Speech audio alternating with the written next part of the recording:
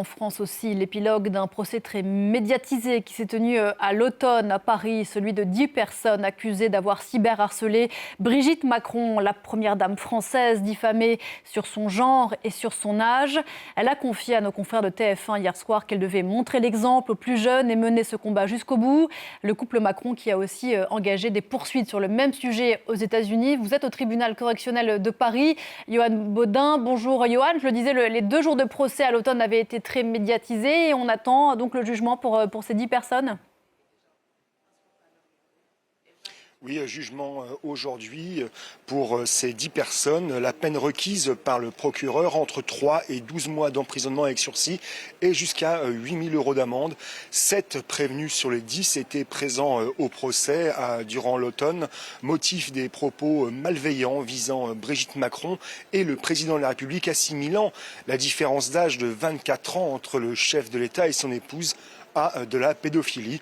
Certains ont maintenu leur folle théorie, comme Delphine Gégousse, qui se fait appeler Amandine Roy, anti-vax et complotiste, qui a décliné lors du procès comme profession être une vierge médium et guérisseuse. Elle focalise depuis 4 ans son temps sur Brigitte Macron.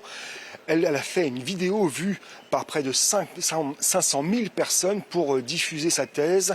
Pour elle, Brigitte Macron n'aurait jamais existé. Il s'agirait de son frère, Jean-Michel Trogneux, qui aurait pris sa place auprès d'Emmanuel Macron après avoir opéré une transition de genre. Autrement dit, la première dame serait un homme. Même ton donné par d'autres accusés qui ont relayé cet infox. Ils sont informaticiens, courtiers, enseignants. Certains évoquent l'esprit satirique, comme l'avocat suspendu du barreau et très controversé Juan Branco, qui était venu soutenir Aurélien Poisson-Atlan, un publicitaire avec quelques 45 000 abonnés. Grand absent de ce procès, Xavier Poussard, dont l'ombre a plané sur les audiences. Lui n'est pas poursuivi dans cette affaire.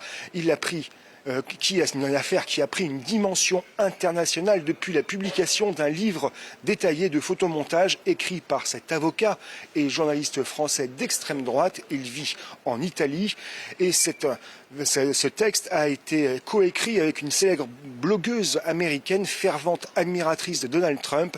Une plainte a également été déposée aux États-Unis contre cette influente figure du mouvement MAGA, suivie par 5 millions d'abonnés. Durant ces audiences, la fille de Brigitte Macron, Tiffaine Ozière, est venue à la barre pour témoigner de la réelle dégradation des conditions de vie de sa mère face à ces raids massifs de haine. Pas une semaine sans que l'on parle à ma mère de ces rumeurs, et cela affecte aussi ses petits-enfants. Dans la cour de récréation, avait-elle expliqué, un préjudice moral et une répétition, éléments juridiques qui caractérisent le cyberharcèlement. Yohann Baudin au tribunal correctionnel de Paris, jugement attendu à la mi-journée. Merci beaucoup Yohann.